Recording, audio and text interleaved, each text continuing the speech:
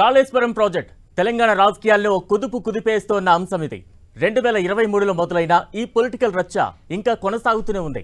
ఇంతకీ ప్రాజెక్టుపై ఎందుకింత వివాదం జరుగుతోంది? తెలంగాణకు జీవనాడిగా నాడు కాళేశ్వరాన్ని నిర్మించామని బీఆర్ఎస్ అంటుంటే డొల్ల ప్రాజెక్టుతో ప్రజల ధనం వృధా చేశారని ఇప్పుడు అధికార కాంగ్రెస్ ఆరోపిస్తోంది.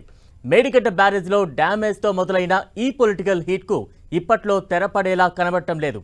దర్యాప్తు సంస్థల నివేదికలు, గత ప్రభుత్వ హయాంలోని సీఎం, మంత్రులు, అధికారులను కమిషన్ విచారించడం, మొత్తంగా ఇదో పొలిటికల్ రోలర్ కోస్టర్ను తలపిస్తోంది. ఈ వివాదాల మధ్య జూన్ 21తో కాళేశ్వరం ప్రాజెక్టుకు 6 ఏళ్లు నిండాయి. అసలు ఈ ప్రాజెక్టుపై జరుగుతున్న చర్చ ఏంటి, రచ్చ ఏంటి?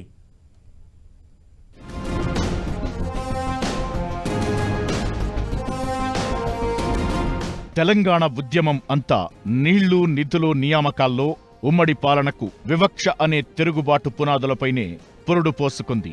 అందుకే ప్రత్యేక తెలంగాణ రాష్ట్ర ఏర్పాటు తరువాత కూడా నీళ్లు, ప్రాజెక్టులనే అంశం చుట్టూ చాలానే ఆసక్తికర రాజకీయాలు తిరిగాయి. కృష్ణానదిపై జూరాల, శ్రీశైలం, నాగార్జున సాగర్ లాంటి ప్రాజెక్టులుంటే గోదావరిపై శ్రీరామ్ సాగర్ తప్ప పెద్ద ప్రాజెక్టులేమీ లేవు.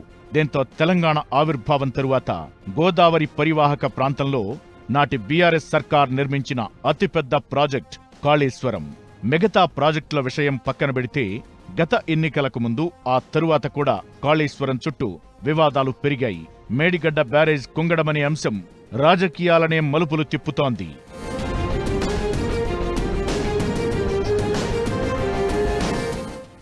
తెలంగాణలో గోదావరి పరివాహక ప్రాంతం 500 కిలోమీటర్లు. గోదావరి జలాల్లో తెలంగాణకు 968 టీఎంసీల వాటా ఉంది. కానీ వినియోగం మాత్రం 200 టీఎంసీలకు లోపే. గోదావరిలో ఏడాదికి సగటున 1651 టీఎంసీల నీరు ఉంటుందని సిడబ్ల్యూసీ వివరాల ఆధారంగా కేంద్ర జల సంఘం లెక్కగట్టింది. గోదావరి ఉపనదులైన పెన్గంగ, ప్రాణహిత, ఇంద్రావతి, శబరికి వరద పోటెత్తినప్పుడు లోతట్టు ప్రాంతాలు జలమయం కావడం ఏటా చూస్తున్నదే. వృధాగా వెళ్లే వరద నీటిని ఒడిసి పట్టుకునేందుకు ఉమ్మడి రాష్ట్రంలో ప్రాణహిత చేవెళ్ల ప్రాజెక్టుకు అంకురార్పణ పడింది. కానీ 152 మీటర్ల ఎత్తులో నిర్మాణం చేస్తే మహారాష్ట్రకు ముంపు ప్రభావం ఎక్కువ. దీంతో 148 మీటర్లకు కుదించి బ్యారేజ్ నిర్మించాలనుకున్నారు. కానీ దీనివల్ల ఉమ్మడి ఆదిలాబాద్ జిల్లాకు తప్ప తెలంగాణకు ఎలాంటి ఉపయోగం ఉండదని గ్రహించారు. ప్రత్యామ్నాయంగా ప్రాణహిత నది గోదావరిలో కలిశాక ప్రాజెక్టు నిర్మాణం చేపడితే బాగుంటుందని అప్పటి కేసీఆర్ ప్రభుత్వం ఆలోచన చేసింది. అప్పుడు రివర్స్ పంపింగ్ ద్వారా ఎగువ గోదావరి ప్రాంతాన్ని కూడా సస్యశ్యామలం చేయొచ్చని 2019 జూన్ 21న సాహసోపేతంగా కాళేశ్వరం ప్రాజెక్టుకు నాంది పలికింది.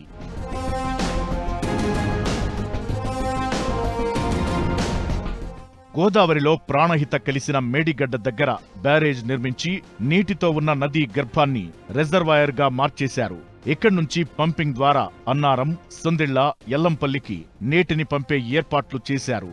ఇలా మేడిగడ్డ నుంచి ఎల్లంపల్లి వరకు గోదావరి నదీ గర్భంలో రిజర్వాయర్ నిర్మించారు. ఇలా 20 కిలోమీటర్లు నదీ ప్రవాహాన్ని వెనక్కి తీసుకొచ్చి రోజుకు 2 టీఎంసీల నీటిని ఎత్తిపోసి 197 టీఎంసీల నీటిని 13 జిల్లాల్లో 18.82 లక్షల ఎకరాల ఆయకట్టుకు, 34.5 టీఎంసీల పాత ఆయకట్టు స్థిరీకరణకు నీరందించే లక్ష్యంతో నిర్మించారు. ఇందుకోసం భారీ ఎత్తున కాలువలు, భూగర్భ రిజర్వాయర్లు నిర్మించారు. మేడిగడ్డ నుంచి దాదాపు 1832 కిలోమీటర్ల ప్రవాహం ఉంటుంది. ఇలా కాళేశ్వరం ప్రపంచంలోనే అతిపెద్ద మల్టీస్టేజ్ లిఫ్ట్ ఇరిగేషన్ ప్రాజెక్టుగా మారింది.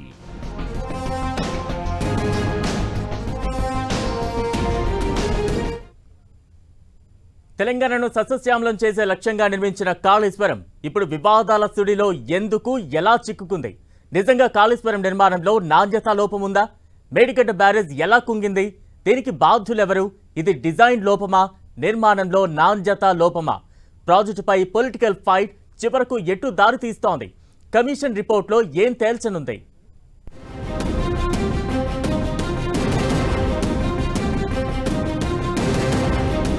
కాళేశ్వరం నిర్మాణ లక్ష్యం 18 లక్షల ఎకరాలకు సాగునీరు అందించి తెలంగాణలో వ్యవసాయాన్ని సస్యశ్యామలం చేయడం, ఏటా పంటల దిగుబడిని పెంచడం. ప్రాజెక్టు నిర్మాణం కాకముందు 2018-19లో అన్ని సీజన్లకు కలిపి 130 లక్షల ఎకరాల్లో పంటలు సాగయ్యాయి. 187 లక్షల మెట్రిక్ టన్నుల దిగుబడి వచ్చింది. 2019-20 ఏడాదిలో 176.4 లక్షల ఎకరాల్లో సాగైతే దిగుబడి 292 లక్షల మెట్రిక్ టన్నులు.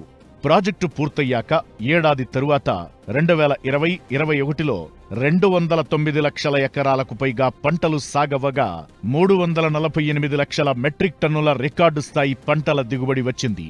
40 టీఎంసీల తాగునీరు మిషన్ భగీరథతో అందించారు. హైదరాబాద్కు ఎల్లంపల్లి ప్రాజెక్టు ద్వారా నీటి అవసరాలు తీర్చే ప్రయత్నం చేశారు. ఆ తరువాత కొండపోచంపల్లి, ఇతర ప్రాజెక్టులతో తాగునీటి అవసరాలు తీర్చాలనుకున్నారు. ఇలా మొత్తం 40 టీఎంసీల నీటిని కేటాయించారు.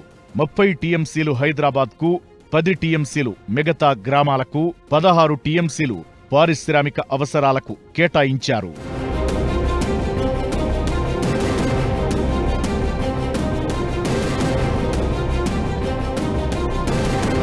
కాళేశ్వరం ప్రవాహంతో భూగర్భ జలాలు కూడా పెరిగినట్లు కొన్ని నివేదికలు చెబుతున్నాయి. కొండపోచంపల్లి, మల్లన్న సాగర్ రిజర్వాయర్లతో అటు టూరిజం పెరిగింది. అంతా బాగానే ఉందని అనుకుంటున్న సమయంలో జరిగిన ఓ ఘటన ఇప్పుడు కాళేశ్వరంపై నీలినీడలు కమ్ముకునేలా చేసింది. ప్రాజెక్టు నిర్మాణంపైనే అనేక అనుమానాలు వ్యక్తమయ్యేలా చేశాయి. 2023 అక్టోబర్ 21న మేడిగడ్డ బ్యారేజ్ 7వ బ్లాక్లో 2 పిల్లర్లు కుంగాయి. దీంతో బ్యారేజ్లో నిల్వ ఉంచిన నీటిని పూర్తిగా దిగువకు వదిలేయాల్సి వచ్చింది.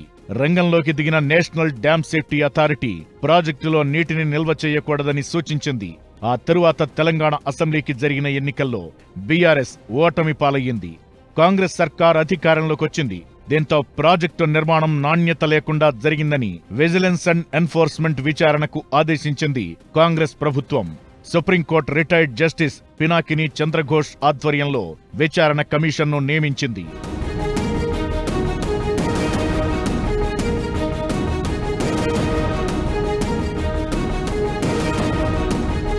దర్యాప్తు సంస్థల విచారణలో పలు కీలక అంశాలు బయటకొచ్చాయి. నిర్మాణం పూర్తి కాకముందే నిర్మాణ సంస్థలు ఎన్ఓసీ ఇచ్చాయి. ఎన్డీఎస్ఏ కూడా పలు అంశాల్ని ప్రస్తావించింది. నిర్మాణంలో నాణ్యత లేదని, సాయిల్ టెస్ట్ చేయలేదని, బ్యారేజ్ నిర్వహణ సరిగా లేకపోవడం వల్లే కుంగిందని తెలిపింది.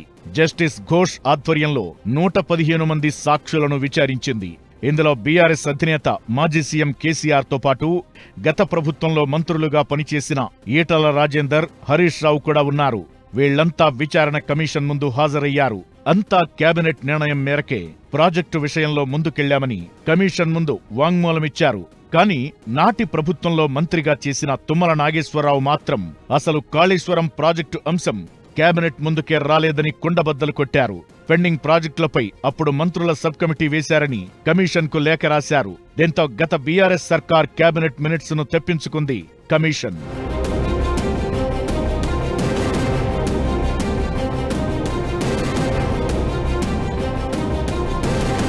ఇప్పటికే 2 దర్యాప్తు సంస్థలు ప్రాజెక్టుపై నెగటివ్ రిపోర్ట్స్ ఇచ్చారు.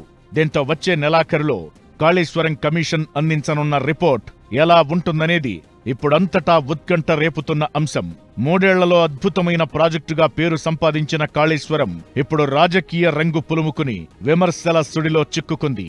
కమిషన్ రిపోర్ట్ వస్తేగాని కాళేశ్వరం భవిష్యత్తు ఎటు అనేది తెలియదు. అంతవరకు ఈ పొలిటికల్ హీట్ కూడా ఆగేలా లేదు.